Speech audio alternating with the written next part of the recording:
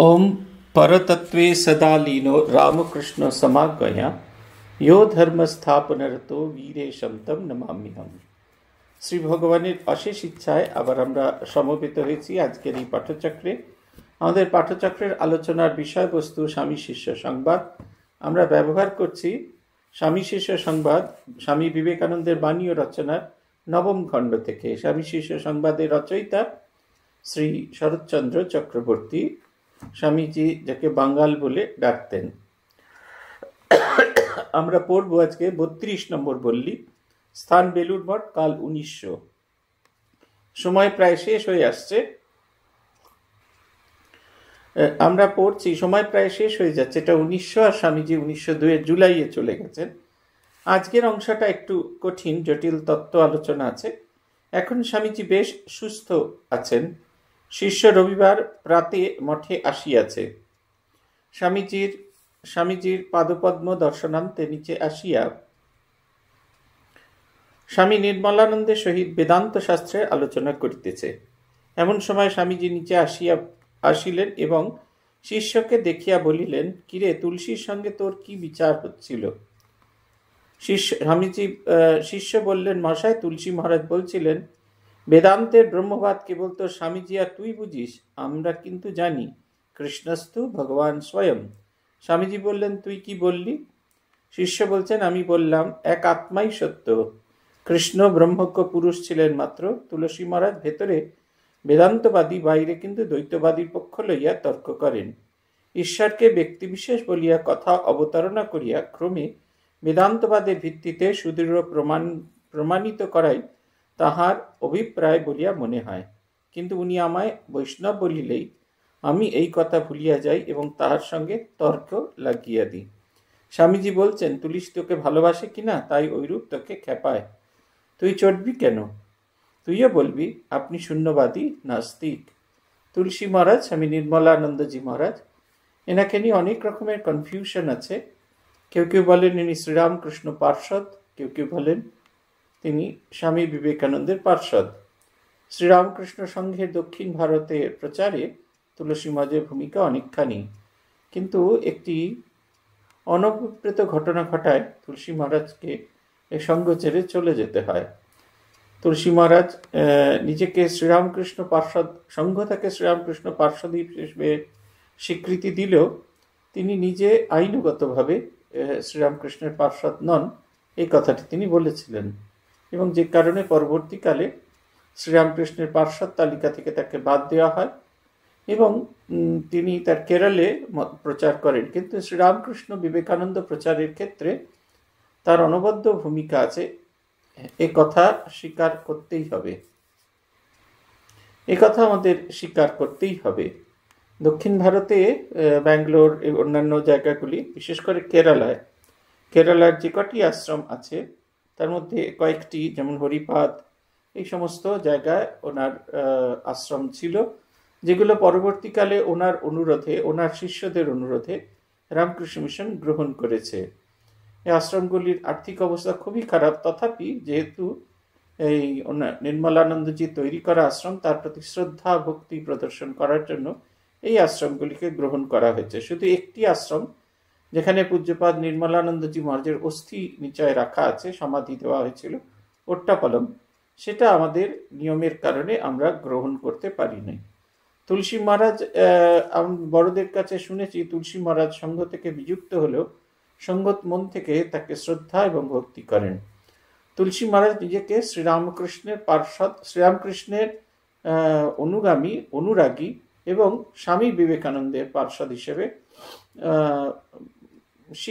আইনগত স্বীকৃতি চেয়েছিলেন। তিনি স্বামীজির সঙ্গে দেখা করতে এসে ওপর থেকে নিচে নেমে এসে শিষ্যের সঙ্গে আলোচনা করছেন।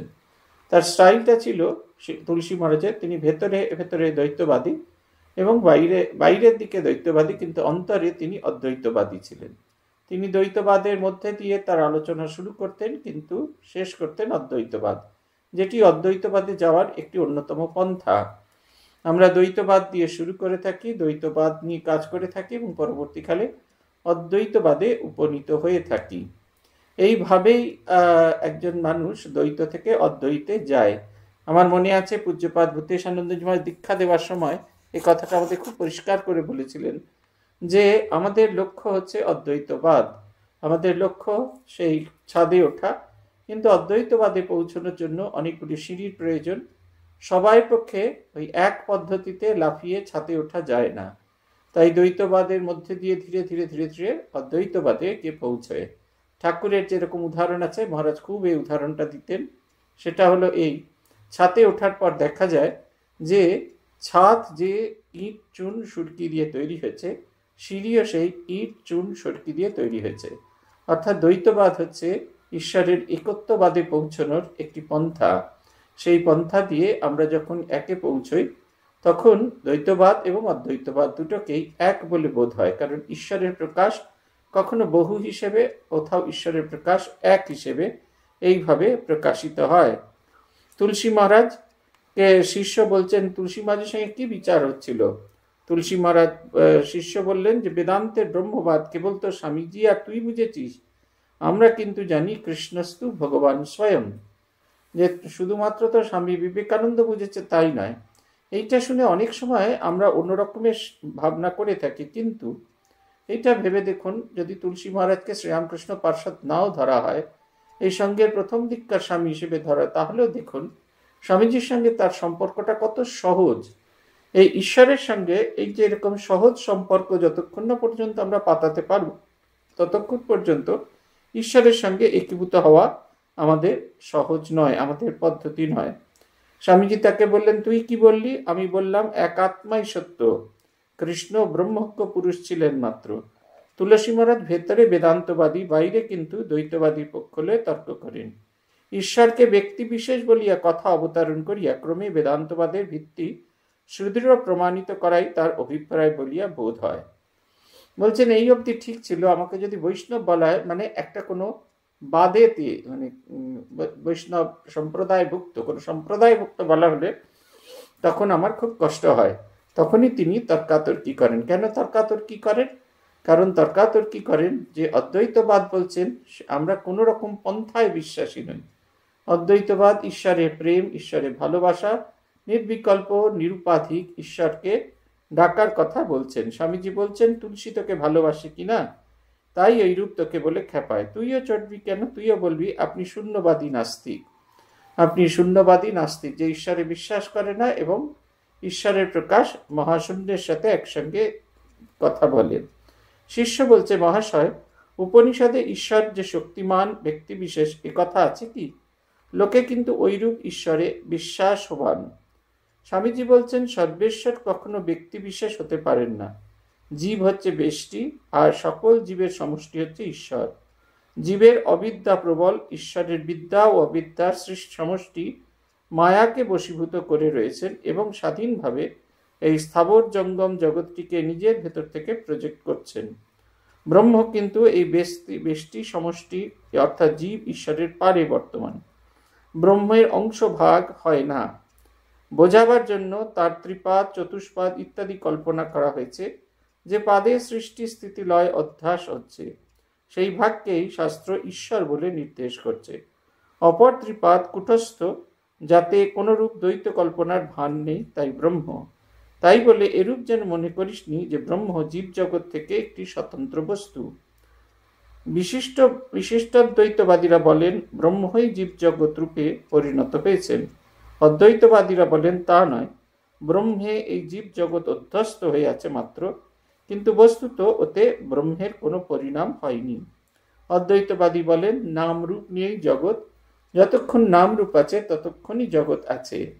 ধ্যান ধারণা বলে যখন নাম রূপের বিলয় হয়ে যায়, ধ্যান ধারণার বলে যখন নাম রূপের বিলয় হয়ে যায় তখন একই ব্রহ্ম থাকেন।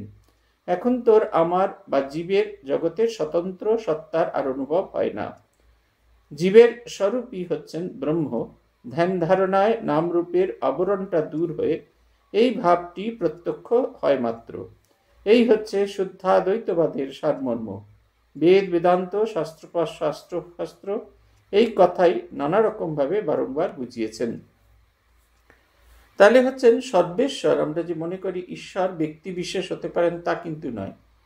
ঈশ্বর এই অধ্যাস্ত হয়ে আছেন। জীব হচ্ছে ব্যষ্টি এবং ঈশ্বর হচ্ছেন সকল জীবের সমষ্টি।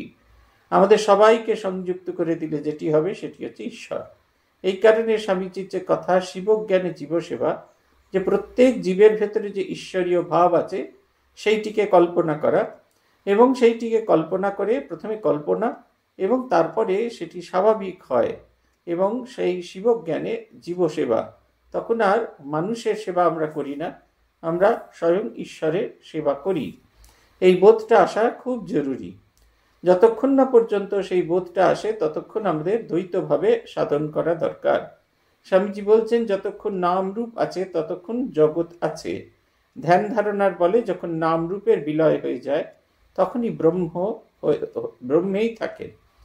ভূতেশানন্দজির কথা একটি আপনাদের বলেছিলাম, সেদিনও বলছিলাম যে পূজ্যপাদ ভূতেশানন্দজি মহারাজ একদিন শুয়ে আছেন ঘরে। মহারাজ প্রণাম নিতে উঠবেন, আর আমিও গিয়েছি বেলঘরিয়া স্টুডেন্টস হোম থেকে। মহারাজকে বলছি, মহারাজ একটু মাথাটা তুলুন, আমি আপনাকে প্রণাম করব। মহারাজ বলছেন, কেন মাথা তুলতে গেলে কেন প্রণাম করতে হবে? তা প্রণাম করতে গেলে মাথা তুলতে হবে কেন? তাই আমি বললাম যে বাড়িতে শিখে এসেছি শায়িত অবস্থায় একমাত্র মৃত ব্যক্তিকেই প্রণাম করতে হয়।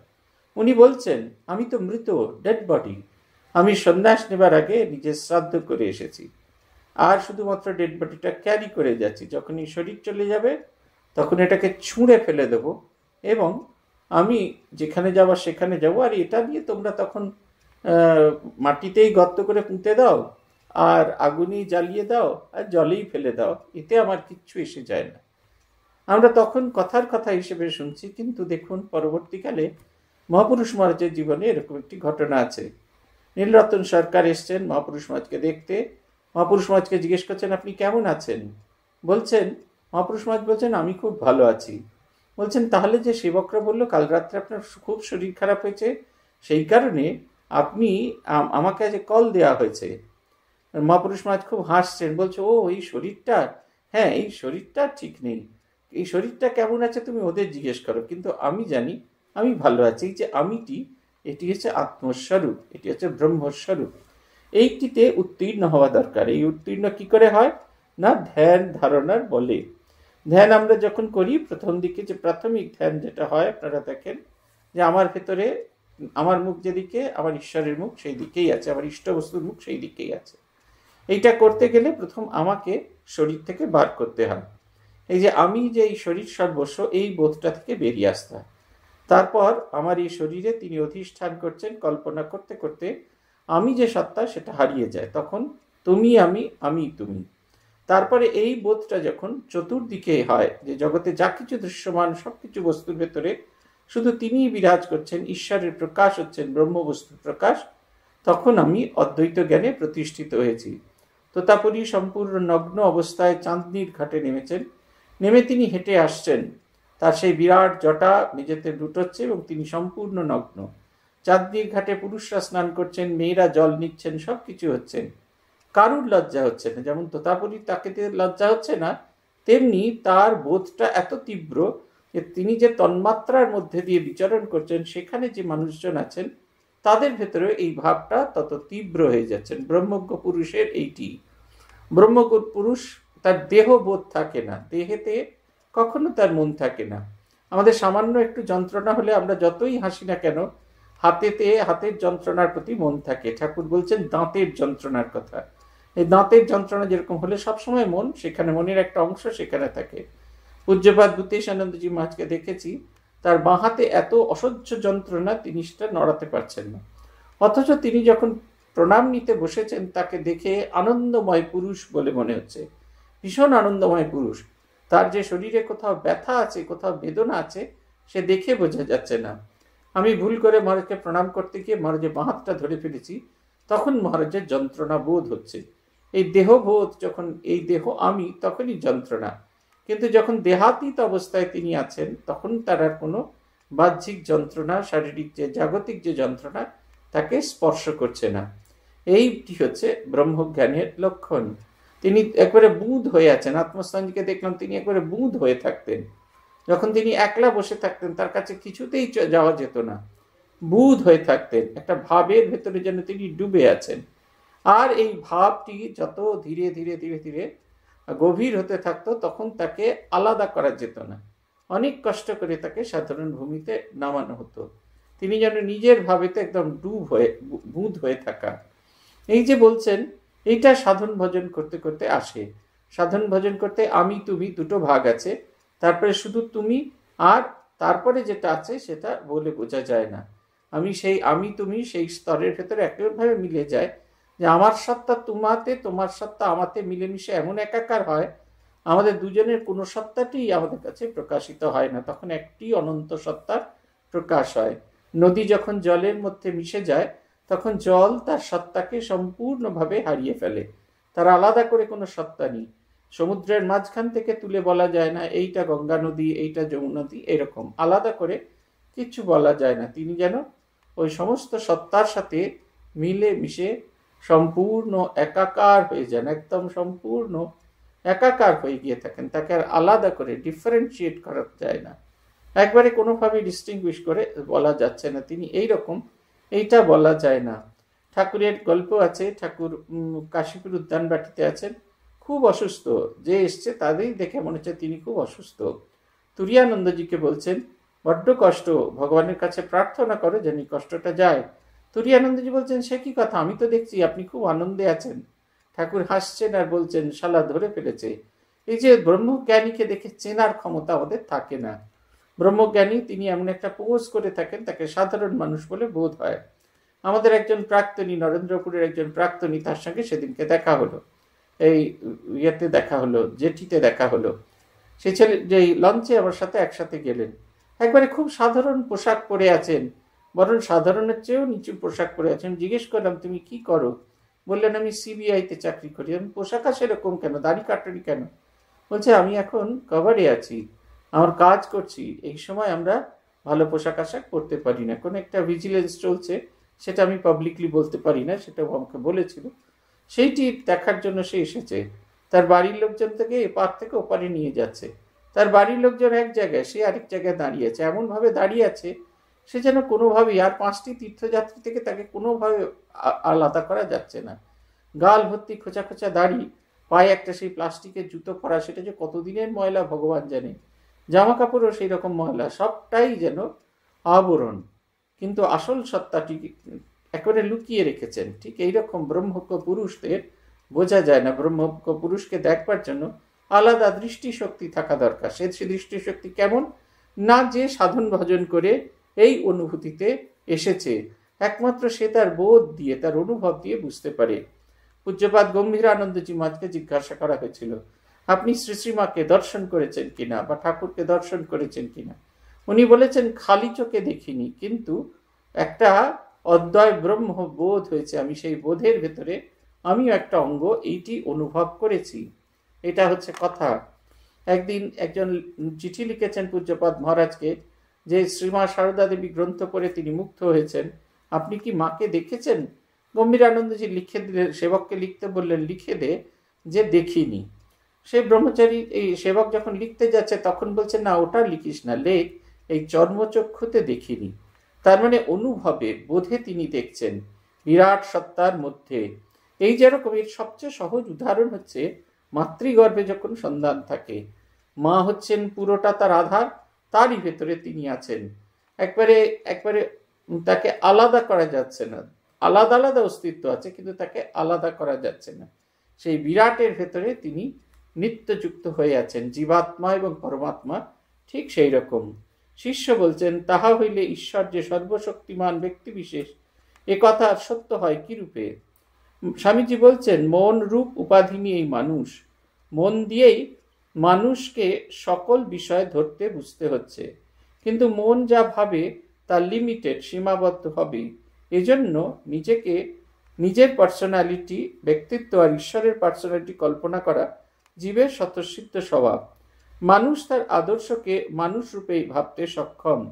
এই জরা মরণ সংকুল জগতে এসে মানুষ দুঃখের ঠেলায় হা হতস্মি করে এবং এমন এক ব্যক্তির আশ্রয় চায় যার উপর নির্ভর করে সে চিন্তা শূন্য হতে পারে। কিন্তু আশ্রয় কোথায়? নিরাধার সর্বজ্ঞ আত্মাই একমাত্র আশ্রয়স্থল। প্রথমে মানুষ তা টের পায় না, বিবেক বৈরাগ্য এলে ধ্যান ধারণা করতে করতে সেটা ক্রমে টের পায়। কিন্তু যে যেভাবেই সাধন করুক না কেন, সকলের অজ্ঞাতসারে নিজের ভেতরে অবস্থিত ব্রহ্মভাবকে জাগিয়ে তুলেছে। তবে আলম্বন ভিন্ন ভিন্ন হতে পারে। যার পার্সোনাল গড, ব্যক্তি বিশেষ ঈশ্বরে বিশ্বাস আছে, তাকে ওই ভাব ধরেই সাধন ভজন করতে হয়। ওই কান্তি কেলে ওই থেকেই কালে ব্রহ্মসিংহ তার ভেতরে জেগে ওঠেন। ব্রহ্ম জ্ঞানী হচ্ছে জীবের লক্ষ্য। তবে নানা পথ নানা মত। জীবের পরমার্থিক স্বরূপ ব্রহ্ম হলেও মন রূপ উপাধিতে অভিমান থাকায় সে হরেক রকম সন্দেহ, সংশয়, সুখ দুঃখ ভোগ করে। তা কিন্তু নিজের স্বরূপ লাভ হবে যতক্ষণ এই জন্ম মৃত্যু গণ্ডির হাত থেকে কারোরই রেহাই নেই। নিজের স্বরূপ লাভে আব্রহ্ম বস্তু পর্যন্ত সকলেই গতিশীল। যতক্ষণ না অহম ব্রহ্ম এই তত্ত্ব প্রত্যক্ষ হবে, ততক্ষণ এই জন্ম মৃত্যুর গতির হাত থেকে কারুর নিস্তার নেই। মানুষ জন্ম লাভ করে মুক্তির ইচ্ছা প্রবল হলে মহাপুরুষের কৃপা লাভ হবে, তবেই মানুষ আত্মজ্ঞান স্পৃহা বলবতী হয়। নতুবা কাম কাঞ্চন জড়িত লোকের ওদিকে মনের গতি হয় না। মাগ ছেলে ধনমান লাভ করবে বলে মনে যার সংকল্প রয়েছে, তার কি আর ব্রহ্ম বিবিদিশা হবে? যে সব ত্যাগ করতে প্রস্তুত, যে সুখ দুঃখ ভালো মন্দ চঞ্চল প্রবাহে ধীর স্থির শান্ত সমনস্ক, সেই আত্মজ্ঞান লাভে যত্নপর হয়। সেই নির্গচ্ছন্তি জগজ্জালাম পিঞ্জরাদি কেশরী। মহাবলে জগজ্জাল ছিন্ন করে মায়ায় গণ্ডি ভেঙে সিংহের মতো বেরিয়ে পড়ে।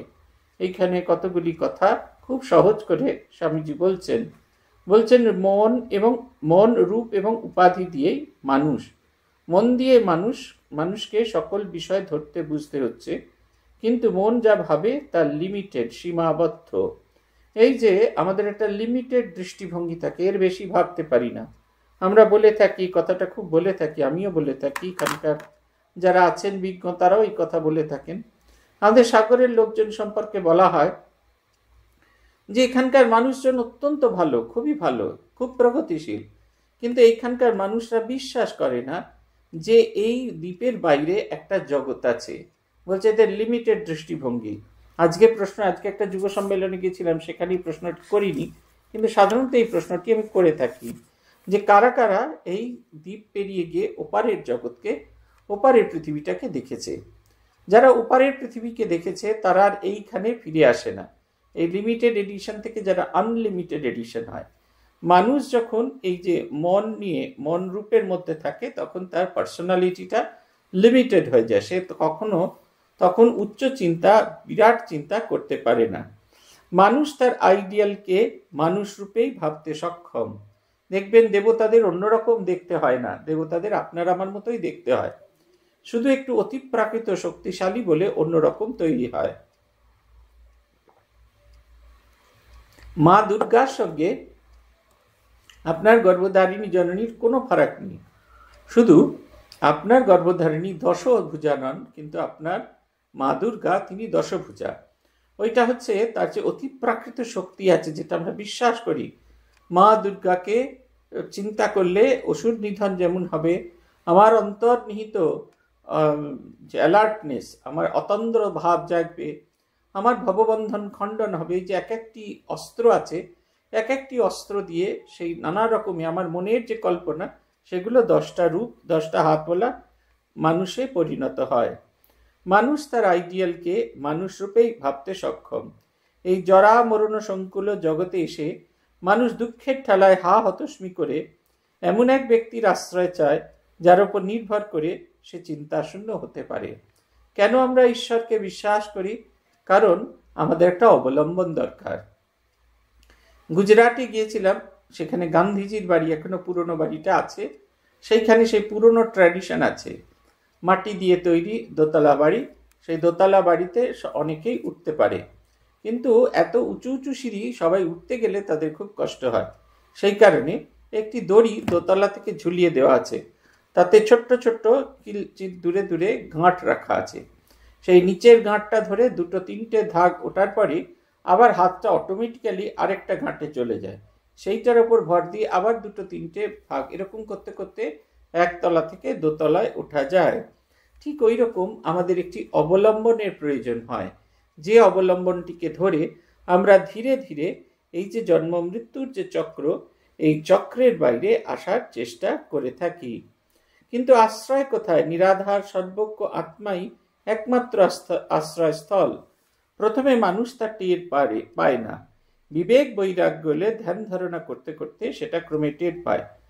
তখন কিন্তু সে যেভাবেই সাধন করুক না কেন, সকলেই অজ্ঞাতসারে নিজের ভিতরে অবস্থিত ব্রহ্মভাব জাগিয়ে তুলেছে।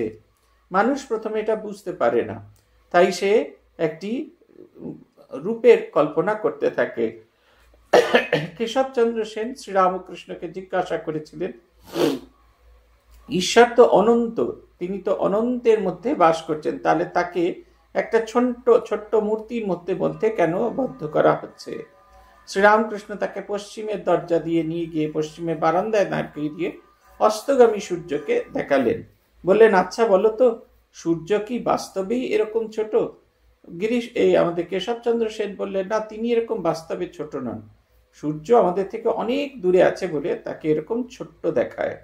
ঠিক সেই রকম ঈশ্বর আমাদের ঈশ্বরীয় ভাবনা, নিরাকার নিরুপাধিক ব্রহ্ম। সেই নিরাকার নিরুপাধিক ব্রহ্মের অনুভূতি হওয়ার আগে, অনুভূতি থেকে আমরা অনেক দূরে থাকি বলে আমাদের একটি মূর্তি বা একটি আশ্রয়ের প্রয়োজন হয়।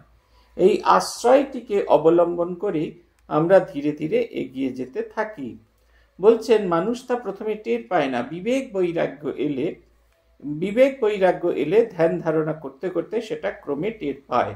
তখন সে টের পায় এই যে উপাসনা করছি এটি তিনি নন, তিনি এর পারে। তখন আর তার ওই রকম একটি মূর্তি বা কোনো কিছুর প্রয়োজন হয় না। কিন্তু যে যেভাবেই সাধন করুক না কেন, সকলেই অজ্ঞাতসারে নিজের ভেতরে অবস্থিত ব্রহ্মভাবকে জাগিয়ে তোলে। আপনারা নিজেরাও দেখবেন যে সাধন ভজন করতে করতে এক ধরনের আনন্দ আসতে থাকে। যখনই আপনি জপ ধ্যান করতে বসেছেন, আপনি বুঝতে পারুন বা না পারুন, একটি আনন্দ আপনাকে এসে স্পর্শ করছে। সেই আনন্দটা কিরকম আনন্দ আমরা সেটা বুঝে উঠতে পারি না, কিন্তু যখনই আমরা পবিত্র হয়ে সাধন ভজন আরম্ভ করতে থাকি, আমার মনের ময়লা যত দূরীভূত হতে থাকে, তত আমার ভেতরে ঈশ্বরের আলোর প্রকাশিত হয়। একটি প্রদীপের চতুর্দিকে যদি একটা কাঁচের বাক্স দিয়ে ঢেকে দেওয়া হয় এবং কাঁচের বাক্সে সবকটা কাঁচ যদি কালো রং করে দেওয়া হয়, তাহলে ওই বাক্সটির ভেতরে যে প্রদীপ জ্বলছে সেটি আমরা কিন্তু বুঝতে পারি না। সাধন ভজন করা মানে একটু একটু করে সেই কাঁচের বাইরের কালো রংটাকে সরিয়ে দিয়ে সেই যে আগুন আছে তার অস্তিত্ব সম্পর্কে জানা। প্রথমেই অস্তিত্ব সম্পর্কে জানা, তারপরে অস্তিত্বের সঙ্গে মিলেমিশে একাকার হয়ে যায়। এই অস্তিত্ব সম্পর্কে জানাকেই স্বামীজি এখানে বলছেন যে ব্রহ্মভাব, তার ভেতরে ব্রহ্মভাব জেগে ওঠে। তবে আলম্বন ভিন্ন ভিন্ন হতে পারে, মানে তাকে প্রকাশ করার যে মাধ্যম সেটা ভিন্ন ভিন্ন হতে পারে। যার পার্সোনাল গড বা ব্যক্তি বিশেষের ঈশ্বরে বিশ্বাস আছে, তাকে ওই ভাব ধরেই সাধন ভজন করতে হয়।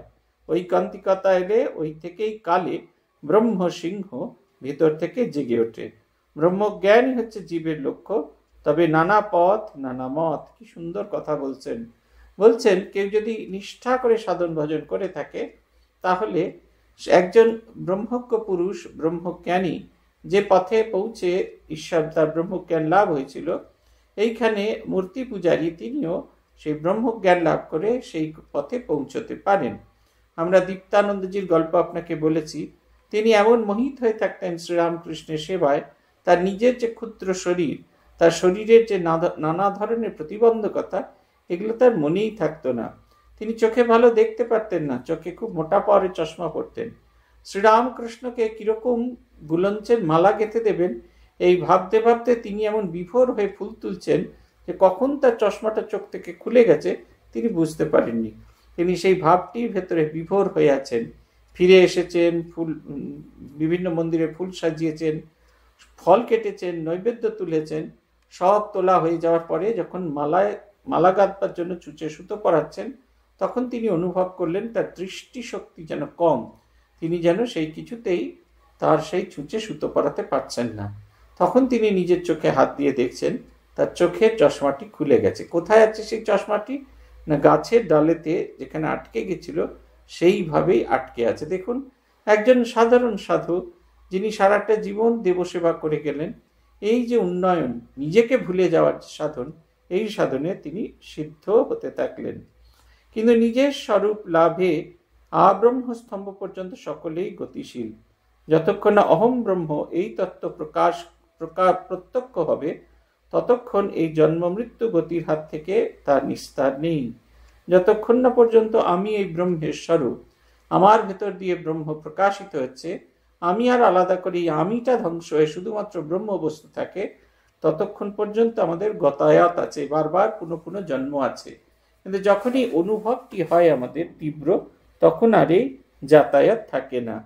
বলছেন, মানুষ জন্ম লাভ করে মুক্তির ইচ্ছা প্রবল হলে ও মহাপুরুষের কৃপালাভ হলে তবেই মানুষের আত্মজ্ঞান স্পৃহা বলবতী হয়।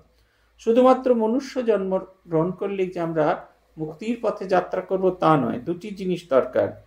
একটা হচ্ছে এই যে জন্ম মৃত্যুর চক্র থেকে বেরোতে চাই, এই যে আত্মজ্ঞান স্পৃহা বলবতী হয়, এইটা বেরোতে চাই। এবং সেই কাজে যখন কেউ সাহায্য করবার জন্য কোনো মহাপুরুষ আসেন, তার দেখানো সাধন পথ যে আমরা এগোতে পারি, তাহলে আমাদের বুঝতে হবে যে আমাদের আত্মজ্ঞানের প্রকাশ হচ্ছে। বলছেন, তিনটে জিনিস অত্যন্ত জরুরি। একটা হচ্ছে খুব দুর্লভ, একটা হচ্ছে মনুষ্য জন্ম, একটা হচ্ছে ঈশ্বরকে পাওয়ার ইচ্ছা, আর একটা হচ্ছে মুক্তির ইচ্ছা, আর দুই হচ্ছে মহাপুরুষের আশ্রয়। শুধুমাত্র মনুষ্য জন্ম মুক্তি লাভের ইচ্ছা হলেই হবে না, একজন গাইড দরকার হয় যিনি সবসময় এগিয়ে নিয়ে যেতে সাহায্য করবেন। নতুবা কাম কাঞ্চন জড়িত লোকের ওদিকে মনের গতিই হয় না। ঠাকুরের কাছে আপনারা দেখেছেন যে অনেকে শ্রীরামকৃষ্ণের কাছে এসছেন, তাদের সঙ্গে তার বন্ধুরাও এসেছেন। ঠাকুরের সঙ্গে কথাবার্তা বলার কিছুক্ষণের মধ্যেই তারা বলছেন, তোমরা কথা বলো, আমরা একটু রাসমণির বিল্ডিং টিল্ডিং দেখে আসি।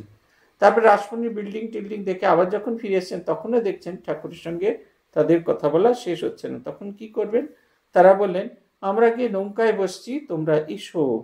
এই যতক্ষণ না পর্যন্ত আমাদের এই মুক্তির ইচ্ছা আমাদের আসবে না, যতক্ষণ না পর্যন্ত মহাপুরুষের আশ্রয় আসবে না, ততক্ষণ আমরা এই জন্ম মৃত্যুর চক্রে পড়ে যাব। এবং সেই রকম লোকের মানুষের সংস্পর্শে এলে আমাদের মনের গতি ওই রকম হয়। একই মানুষকে দেখেছি দু জায়গায় দুরকম ভাবে বিহেভ করতে। বেলুড় মঠের মন্দিরে তিনি শান্ত সমাধিস্থ। সোনিয়া গান্ধীকে দেখছিলাম, তিনি কলকাতায় এসেছেন নির্বাচনী প্রচারে। যে সময় পরের দিন তিনি বেলুড় মঠে এসেছেন, সেই সময় তিনি আগের দিন ব্রিগেড প্যারেড গ্রাউন্ডে খুব চিৎকার করে কেন্দ্রীয় সরকারের নিন্দা করছেন এবং নানা রকমের প্রদর্শন করছেন। কিন্তু পরের দিন যখন তিনি সেন্টারে বেলুড় মঠে এলেন, ধীর স্থির শান্ত, একবারে কাম অ্যান্ড কোয়াইট গার্লের মতো। এই যে যখন এই মহাপুরুষের আশ্রয় হয়, তখন আমাদের যে মনের যে উচ্চ বাসনা, সেটি এগিয়ে যেতে সাহায্য করে। আমি যখন সাধু হবার জন্য চিঠি লিখি, গহনানন্দজি যে একবারে সেই যে গতে বাঁধা যে চিঠি আসে, সেই চিঠি লেখা হয়েছে। মহারাজ সই করার আগে লিখেছেন, শ্রী শ্রী ঠাকুরের কাছে প্রার্থনা, তিনি তোমার এই উচ্চ আধ্যাত্মিক ইচ্ছা পূর্ণ করুন। এই যে শুধুমাত্র আমার ইচ্ছা হলেই হবে না, এতে যেন ঠাকুরের ভগবানের কৃপা থাকে, তিনি প্রার্থনা করছেন। মার ছেলে ধনমান লাভ করবে বলে মনে যার সংকল্প রয়েছে, তার দ্বারা কি করে ব্রহ্মবিদিশা হবে? এটা হয় না। আমাদের সবসময় জিজ্ঞাসা করা হতো, পরিবারে কে আছে, কিরকম কি দায়িত্ব, হ্যানা তেনা। আমি অনেক পরে মহারাজদের জিজ্ঞেস করেছিলাম এটি কেন। মহারাজদের দেখে নিতে চাইতেন যারা সাধু হতে এসেছে তারা প্রত্যক্ষভাবে সাধু হতে চায় কি না। কারণ প্রত্যক্ষভাবে সাধু হতে না চাইলে এই জীবন সংগ্রাম যখন থেমে যাবে, তখন তাদের মধ্যে আর ভগবান লাভের ইচ্ছাটুকু জাগবে না। তখন তারা শুধুমাত্র ভোগী হয়ে উঠবে। সেই থেকে বাঁচার জন্য এই ঈশ্বরের প্রতি ভালোবাসা, তার যে জেনুইন আছে, এটা দেখে নেওয়া হতো। বলছেন, যখন এই ভাবটি আত্মজ্ঞান লাভে যখন যত্নপর হবো, তখন কি হবে? নির্গচ্ছাতি জগজ্জালা পিঞ্জরাদিব কেশরী, মুন্ডকোপনিষদ থেকে নেওয়া হয়েছে। যেরকম সিংহকে একটি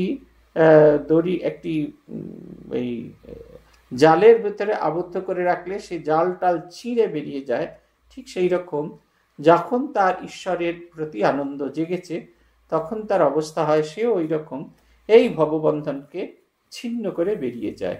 আমাকে একজন বলছিলেন, আপনি আমায় সাধু করতে দিলেন না, বললেন বাড়িতে গিয়ে জিজ্ঞাসা করো।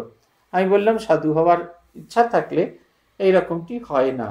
শারদানন্দজির কাছে এক ব্রহ্মচারী বলছেন, মহারাজ, খুব তপস্যা করতে ইচ্ছা হয়, কিন্তু আপনাদের অনুমতি পাওয়া যাবে কিনা বুঝতে পারছি না। শারদানন্দজি বলেছিলেন, তোমার যদি সত্যি সত্যি তপস্যা করবার ইচ্ছা হয়ে থাকতো, তাহলে তুমি তোমার কারুর অনুমতির অপেক্ষা করতে না, তিনি এমনিই বেরিয়ে যেতে। শ্রী ভগবানের কাছে প্রার্থনা, আমাদের এই মলিনতা, মনের মলিনতা অপসৃত হোক, ব্রহ্মবস্তুকে আমরা ধারণ করতে পারি এবং ব্রহ্মসাগরে নিমগ্ন হতে পারি। আজ এই পর্যন্ত। প্রণতানাম প্রসীদত্বম দেবী বিশ্বার্তিহারিণী त्रैलोक्यवासिनामिते लोकानां वरदा भव। ओम शांति, ओम शांति, ओम शांति। हरि ओम तत्सत्। श्री रामकृष्णार्पणमस्तु।